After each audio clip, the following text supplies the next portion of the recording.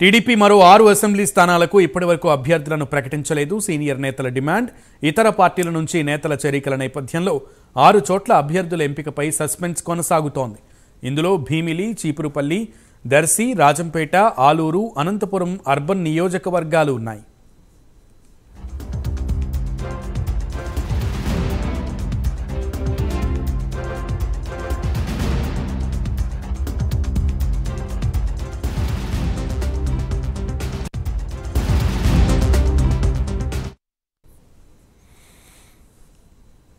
మాజీ మంత్రి గంటా శ్రీనివాసరావు తనకు భీమిలి టికెట్ కేటాయించాలని పట్టుబడుతుండగా చంద్రబాబు మాత్రం ఆయనను చీపురుపల్లి పంపే ఆలోచనలో ఉన్నారు. నిర్ణయం ఎటూ తేలకపోవడంతో భీమిలి, చీపురుపల్లి అభ్యర్థుల ప్రకటన పెండింగ్లో పడింది. మరోవైపు శ్రీకాకుళం బదులుగా హెచ్ఆర్లను బీజేపీకి కేటాయించడంతో మరో మాజీ మంత్రి కళా వెంకట్రావు చీపురుపల్లి టికెట్ అడుగుతున్నారు.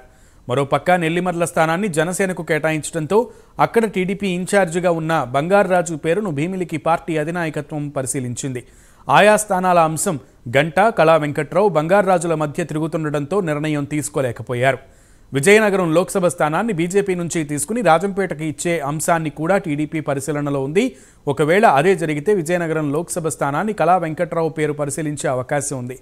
ప్రకాశం జిల్లా దర్శి టికెట్ ఇస్తే పార్టీలోకి వస్తానని మాజీ మంత్రి సిద్ధా రాఘవరావు అంటున్నారు. కానీ ఆయనపై పార్టీలోని కొన్ని వర్గాల్లో అసంతృప్తి ఉంది. దీంతో దర్శి నుంచి సిద్ధా కోడలి పేరు పరిశీలనలో ఉంది. కర్నూలు జిల్లా ఆలూరు అసెంబ్లీ స్థానానికి వీరభద్ర గౌడ్తో పాటు వైకుంఠం మల్లికార్జున, ఆయన సోదరుడి భార్య జ్యోతి పేర్లు పరిశీలిస్తున్నారు.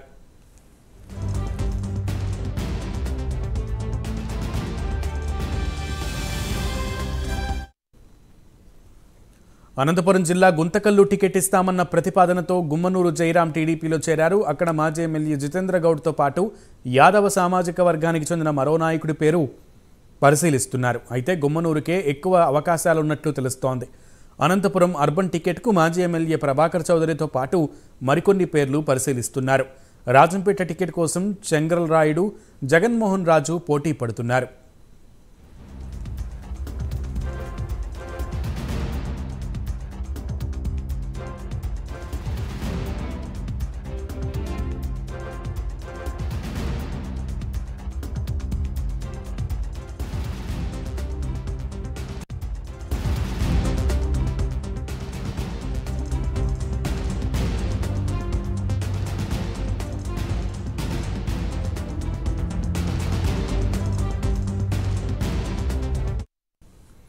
రైట్, ఇక దీనికి సంబంధించి వైజాగ్ నుంచి అక్కడ ఉత్తరాంధ్రలో టీడీపీకి సంబంధించిన అభ్యర్థులను ప్రకటించకపోవడానికి కారణం ఏంటి, అక్కడ అసలు సస్పెన్స్ నెలకొన్న నేపథ్యంలో ఆ పోటీ ఒక కొలిక్కొచ్చే అవకాశం ఉందా, ఎవరికి వాళ్ళు సీట్ల పంచాయతీ తేలే అవకాశం ఉందా లేదా అనే దాని గురించి పూర్తి సమాచారం మా ప్రతినిధి రాజు అందిస్తారు.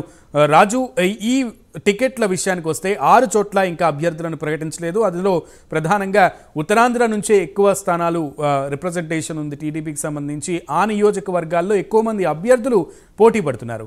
సో ఎటువైపు ఎప్పుడు తేలే అవకాశం ఉంది?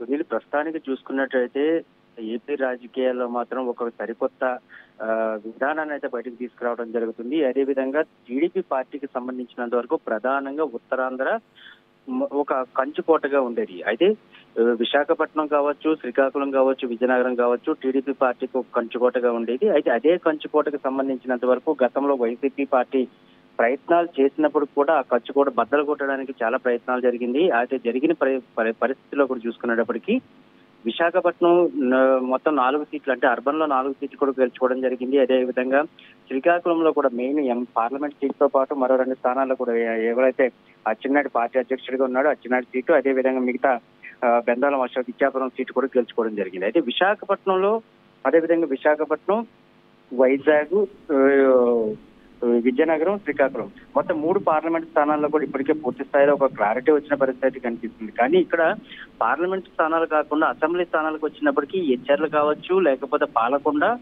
అదేవిధంగా ఏదైతే విశాఖపట్నంలో భీమిలి, అంటే ఇటువంటి పరిస్థితుల్లో చాలా వరకు కూడా గ్యాప్ ఇచ్చిన పరిస్థితి కనిపిస్తుంది. టీడీపీ కూడా చాలా కూలంకుశంగా చర్చించుకుని ఇటువంటి ఈ సిచ్యువేషన్స్, ఎందుకంటే ప్రతి పార్టీ కూడా ఈ ఎలక్షన్ డూ ఆర్ డై అనే పరిస్థితిలో ఉన్నాయి కనుక ఇటువంటి నేపథ్యంలో ఏ క్యాండిడేట్ అయితే బాగుంటుంది, ఎటువంటి పరిస్థితిలో ఏ క్యాండిడేట్ ని అక్కడ నిలపాలి అనే విషయం అయితే చూస్తున్నారు. అయితే ప్రధానంగా మనం ఒక్కోసారి విశాఖపట్నం నుంచి వెళ్దాం.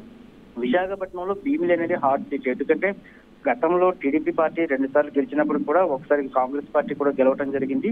అయితే భీమిలికి సంబంధించినంత వరకు గంటా శ్రీనివాసరావు అడగడం జరుగుతుంది. కానీ భీమిలి అనేది హోల్డ్లో పెట్టింది టీడీపీ పార్టీ. అదేవిధంగా ఆయన చీపురుపల్లి వెళ్ళాలని చెప్తున్నారు. చీపురుపల్లిలో ఇమిడి నాగార్జున గతంలో పోటీ చేయడం జరిగింది. ఆయన అయితే ఓడిపోవడం జరిగింది. కానీ ఈసారి టికెట్ వస్తే మాత్రం తనకు చాలా వరకు కూడా ఫేవర్ అవుతుంది, గెలుస్తానని చెప్పి కూడా ఆయన ఆశాభావం వ్యక్తం చేస్తున్న పరిస్థితి కనిపిస్తుంది. అయితే ఇమిడి నాగార్జునకి ఇవ్వడానికైతే టీడీపీ పార్టీ కానీ లేకపోతే మిగతా అంటే అక్కడున్న సమీకరణాలు కానీ చూసుకున్నప్పటికీ అంత ఆశాజనకంగా లేవంటూ కూడా వాళ్ళు చెప్పుకోవడం జరుగుతుంది. దాంతో పాటు చీపురుపల్లి సీటు హోల్డ్లో పెట్టారు. అయితే ఈ రెండు సార్లు కూడా ఇప్పటి వరకు చూసుకునేటప్పటికీ ఫస్ట్ లిస్ట్ లో వచ్చిన పేర్లు కావచ్చు, రెండో లిస్ట్ లో వచ్చిన పేర్లు కావచ్చు, 2 పేర్లను కూడా 2 లిస్ట్ వచ్చిన దాంతో కూడా టీడీపీ పార్టీకి సంబంధించినంత వరకు కొంతమంది అసంతృప్తిగా ఉన్నారు, మరి కొంతమంది అసంతృప్తిగా ఉన్నారు. అదే సంతృప్తి చెందడానికి అసంతృప్తి కానీ, ఎందుకంటే కొంతమంది సీట్లు వచ్చే వాళ్ళకి కూడా సంతృప్తిగా ఉన్నారు, సీట్లు రాని వాళ్ళు అసంతృప్తిగా ఉన్నారు. మరో విషయంలో చూసుకునేటప్పటికీ విజయనగరం పర్టికులర్ గా చూసుకునేటప్పటికీ విజయనగరం సంబంధించినంత వరకు ఈసారి గెలుపు మాత్రం ఏ విధంగా అయినా సరే సాధించాలంటూ కూడా ఉమ్మడి ఏదైతే జనసేన కావచ్చు, టీడీపీ కావచ్చు, అదేవిధంగా బీజేపీ కావచ్చు, వీళ్ళు ముగ్గురు కూడా ఈసారి విజయనగరంలో జెండా ఎగరవేయాలంటూ కూడా వాళ్ళు ఆలోచన చేసుకున్న పరిస్థితి కనిపిస్తుంది. కానీ ఇక్కడ ఉన్న సీట్ల సర్దుబాటుకు సంబంధించినంత వరకు ఇప్పుడుగా పూర్తి స్థాయిలో అయితే విజయనగరం సంబంధించి బీజేపీ సీట్లు ఇవ్వనప్పటికి కూడా కేవలం అదే జనసేన కానీ అదేవిధంగా టీడీపీ కానీ ఈ 2 కూడా ప్రముఖ పాత్ర పోషిస్తున్న పరిస్థితి కనిపిస్తుంది. ఎందుకంటే విజయనగరం సంబంధించినంత వరకు ఎక్కువ స్థాయిలో కూడా కాపు సామాజిక వర్గానికి ఎక్కువ ప్రాధాన్యత ఉంటుంది కనుక ఆ విధంగా ఎంత సీట్ల పంపకాలు అయితే జరిగి ఇప్పటి వరకు చూసుకునేటప్పటికీ జనసేనకు సంబంధించినంత వరకు నెల్లిమర్లో ఆల్రెడీ లోకమాధవ్కి అయితే సీట్లు ప్రకటించడం జరిగింది, ఆవిడైతే ప్రచారం చేస్తుంది. ఇప్పుడు చీపురుపల్లి పరిస్థితి ఏంటనేది మాత్రం చాలా దీంట్లో ఉందని చెప్పుకోవచ్చు. ఎందుకంటే టీడీపీ పార్టీ ఎవరిని పెడుతున్నారు ఏంటని చెప్పట్లేదు. ఇప్పటి వరకు చూసుకుంటే గంటా శ్రీనివాసరావు అక్కడికి వెళ్తే బొత్స దర్శనానికి చెక్ పెట్టచ్చు అనే ఒక స్థాయిలో మాత్రమే టీడీపీ అధిష్టానం ఆలోచిస్తుందని మాత్రం చెప్పుకోవచ్చు. కానీ గంటా శ్రీనివాసరావు మాత్రం బొత్స మీద పోటీ చేయడానికి కానీ లేకపోతే చీపురుపల్లి వెళ్ళడానికి కానీ ఏ మాత్రం కూడా ఆసక్తి లేదనే విషయం మనకు చెప్పొచ్చు.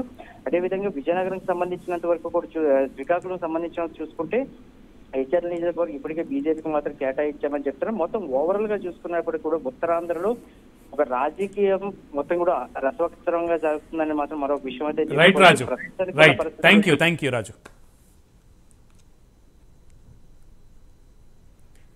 రైట్, ఇక అనంతపురంలో ఉన్నటువంటి సీట్ల క్వశ్చన్ మార్క్కి సంబంధించి సీట్ల సర్దుబాటుకి సంబంధించి ఉన్నటువంటి మెలికల గురించి పూర్తి సమాచారం మా ప్రతినిధి విజయ్ అందిస్తారు అనంతపురం నుంచి. విజయ్. తెలుగుదేశం పార్టీ అనంతపురం సీట్ల పంచాయతీ కొలిక్కి రాలేదు. ఉమ్మడి అనంతపురం జిల్లా మొత్తం 14 నియోజకవర్గాలు, 11 నియోజకవర్గాలు తెలుగుదేశం పార్టీ సీట్లు మిగిలిన నియోజకవర్గాల్లో అయితే సీట్లు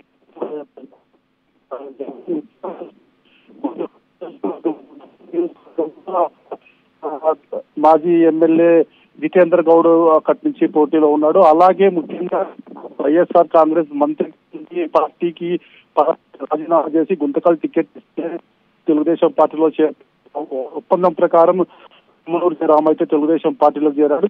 తెలుగుదేశం పార్టీలో గుంతకల్ నుంచి పోటీ చేయాలని గుమ్మనూరు జయరాం ఆశించినప్పటికీ గుమ్మనూరు జయరాంకి మాజీ ఎమ్మెల్యే జితేంద్ర గౌడ్ అక్కడ లోకల్ గా ఉన్న ఒక డాక్టర్ హిమబిందు రూపంలో అయితే గట్టి పోటీ అయితే ఎదురైంది. గుమ్మనూరు జయరాంకి ఎట్టి పరిస్థితుల్లోనూ టికెట్ ఇవ్వకూడదంటూ ఇక్కడున్న నేతలు అయితే పట్టుబట్టినట్లు తెలుస్తుంది. అయితే గుమ్మనూరు జయరాం గతంలో తెలుగుదేశం పార్టీ పైన మాజీ ముఖ్యమంత్రి చంద్రబాబు నాయుడు పైన తీవ్ర విమర్శలు చేసినాడు. ఇప్పుడు ఇస్తే ఎలా ఉంటదని అయితే ఒక విమర్శ అయితే వినిపిస్తుంది. అలాగే ముఖ్యంగా చూసుకుంటే అనంతపురం జిల్లా హెడ్ క్వార్టర్ అనంతపురం అర్బన్ నుంచి ప్రభాకర్ చౌదరి అయితే తెలుగుదేశం పార్టీ నుంచి పోటీలో ఉన్నాడు. ఇక్కడ కూడా తెలుగుదేశం పార్టీ జనసేన పార్టీ తమకే కేటాయించాలని చెప్పి టీసీ వరుణ్ అంటే జనసేన జిల్లా అధ్యక్షుడు టీసీ వరుణ్ గట్టిగా పట్టుబట్టట్టు తెలుస్తుంది. అది ఈ టికెట్ పైన కూడా ఒక కొలిక్కి రాలేదు. దాదాపు ఇప్పుడే ఒక 10 రోజుల కింద ప్రకటించాల్సింది ఇప్పటికి కూడా ప్రకటించలేదని చెప్పవచ్చు. ముఖ్యంగా మరొకటి సత్యసాయి జిల్లాలో ధర్మవరం నియోజకవర్గంలోని టికెట్ కూడా ఇప్పటి వరకు ప్రకటించలేదు. అయితే అక్కడ పరిటాల శ్రీరామ్ తనకే కావాలి అని అయితే గట్టిగా పట్టుబట్టట్లేదు తెలుస్తుంది. అయితే ఆ ధర్మవరం నియోజకవర్గం బీజేపీ కేటాయిస్తారని అయితే గత కొంతకాలంగా ఒక వార్త అయితే నడుస్తోంది. అది అక్కడ బీజేపీకి కాకుండా తెలుగుదేశం కాకుండా జనసేనకి కేటాయించాలా, బీజేపీకి అలాగే తెలుగుదేశానికి ఇచ్చినా ఖచ్చితంగా వైసీపీకి చేతిలో ఓడిపోతారు అని జనసేన రాష్ట్ర ప్రధాన కార్యదర్శి చిలకం మధుసూదన్ రెడ్డి పెద్ద ఎత్తున ధర్నా చేసి ఇక్కడ ఖచ్చితంగా జనసేనకే కేటాయించాలని అయితే నిన్న 2 రోజుల క్రితం ఒక ధర్నా కూడా చేశారు. అయితే ముఖ్యంగా చూసుకుంటే అనంతపురం జిల్లా వ్యాప్తంగా 3 నియోజకవర్గాల్లో సీట్ల సందిగ్ధత నెలకొంది. Right, thank you Vijay. ఇక ప్రకాశం జిల్లాకు సంబంధించిన అప్డేట్స్ని తెలుసుకుందాం. ప్రకాశం జిల్లాలో కూడా కొన్ని సీట్ల సర్దుబాటుకి సంబంధించిన సందిగ్ధత అయితే నెలకొనుంది. దానికి సంబంధించి టీడీపీ పార్టీలో ఆ సందిగ్ధత ఒక కొలిక్కి వస్తుందా లేదా అనే దాని గురించి, ఒకవేళ వచ్చే వాతావరణం అక్కడ నెలకొని ఉంటే దాని గురించి అప్డేట్స్ మా ప్రతినిధి శ్రీనివాస్ అందిస్తారు. శ్రీనివాస్. ప్రకాశం జిల్లాలో ఉమ్మడి ప్రకాశం జిల్లాలో 12 నియోజకవర్గాలు ఉండగా ఇప్పటికే వైసీపీ అనేది 12 నియోజకవర్గాలకు ఇన్ఛార్జీలను పెట్టడం జరిగింది. కానీ టీడీపీ మాత్రం అన్ని నియోజకవర్గాలకి ఇన్ఛార్జీలను పెట్టి ఇటీవల కాలం వరకు చీరాల, దర్శి నియోజకవర్గాలు మాత్రమే ఆపడం జరిగింది. కానీ ఇటీవల కాలంలో ఉన్న మూడో లిస్టులో చీరాల నియోజకవర్గానికి సంబంధించి అభ్యర్థిని ప్రకటించడం జరిగింది. కానీ దర్శి మాత్రం ఇక్కడ దర్శిని ప్రతిష్టాత్మకంగా తీసుకుంది. గతంలో అన్ని రాష్ట్ర వ్యాప్తంగా అక్కడ అన్ని చోట్ల మున్సిపల్ కౌన్సిలర్లు ఇలా ఓడిపోతున్నప్పటికీ దర్శి నియోజకవర్గంలో టీడీపీకి ఇన్ఛార్జి లేకపోయినా కూడా అక్కడ దర్శిలో మంచి రిజల్ట్ ఇవ్వడం జరిగింది. ఇలాంటి చోట మంచి అభ్యర్థిని పెట్టాలనేది ఇప్పటి వరకు వెయిట్ చూస్తున్న సందర్భం. ఇప్పటి వరకు జనసేనకు సంబంధించిన ఇన్ఛార్జిగా గరికపాటి వెంకట్ వచ్చారు. కొత్తగా వచ్చినప్పటికీ ఆయన తన సైన్యంలో తన ప్రచారం నిర్వహించారు, తనకంటూ ఒక గౌరవం తెచ్చుకున్నారు. అలాగే అక్కడున్న పరిస్థితులను బట్టి బూచేపల్లి ప్రత్యర్థిగా బూచేపల్లి శివప్రసాద్ రెడ్డి ఉన్నారు. ఆయన సుదీర్ఘకాలం ఆ నియోజకవర్గంలో దర్శి నియోజకవర్గంలో మంచి పట్టుంది, వాళ్ళ కుటుంబానికి ఆర్థికంగా బలమైన వాళ్ళు. అలాంటిది మళ్ళీ రాజకీయాల్లోకి గతంలో 2019 అతను కొన్ని కారణాల వల్ల ఎన్నికలకు దూరంగా ఉన్నారు. ప్రస్తుతం మళ్ళీ ఇప్పుడు వైసీపీ తరఫున మళ్ళీ పోటీలో నిలబడటంతో అక్కడ సరైన అభ్యర్థి లేకపోతే గెలవటం కష్టమైన విధంగా చూస్తూ జరిగింది. ఇందులో భాగంగానే సిద్ధారాఘవరావు పేరు, అంటే సిద్ధారాఘవరావు గతంలో బూచేపల్లి శివప్రసాద్ రెడ్డిని దర్శిలో ఓడించడం జరిగింది. అలాంటి పరిస్థితి తర్వాత వైసీపీ ప్రభుత్వం వచ్చిన తర్వాత అతను గ్రానైట్ వ్యాపారం అవ్వటం వల్ల అతనికి అనేక పెనాల్టీలు వేయటం, అతను వైశ్య కులానికి సంబంధించిన వాడు అవటంతో వ్యాపార లావాదేవీలకు ఇబ్బంది కలిగిస్తున్న తరుణంలో ఆయన వైసీపీకి వెళ్ళటం జరిగింది. ఇప్పుడు సిద్ధారాఘవరావు మళ్ళీ టీడీపీకి వస్తున్నాడని ప్రచారం జరుగుతున్న తరుణంలో అతను కూడా సానుకూలంగా ఉన్న తరుణంలో అక్కడ లోకల్ గా దర్శి నియోజకవర్గంలో కరుడు కట్టిన టీడీపీ కానీ కార్యకర్తలు గతంలో కష్టకాలంలో ఉన్నప్పుడు వీళ్ళు సిద్ధారాఘవరావు వెళ్ళి వైసీపీలో చేరాడని, అతను రావటానికి వీల్లేదు అధిష్టానంతో కొంచెం వ్యతిరేకత వచ్చినప్పటికీ మెజార్టీ పీపుల్స్ మాత్రం సిద్ధారాఘవరావు కావాలనే విధంగానే కోరుకుంటున్నారు. పరిస్థితుల్లో చూస్తే ఇప్పుడు సిద్ధారాఘవరావుకి నిన్న వాళ్ళ పెద్ద అన్నయ్య సూసైడ్ చేసుకొని చనిపోవటం వల్ల ఆ పనుల్లో నిబద్ధమై ఉన్నారు. ఇప్పటికీ దానికి ఎప్పుడు వైసీపీకి రిజైన్ చేస్తారు, అలాగే టీడీపీకి ఎప్పుడు వస్తారు అనేది ఇటువంటి సమాచారం అనేది ఇవ్వలేదు Sunil. Right, thank you Srinivas.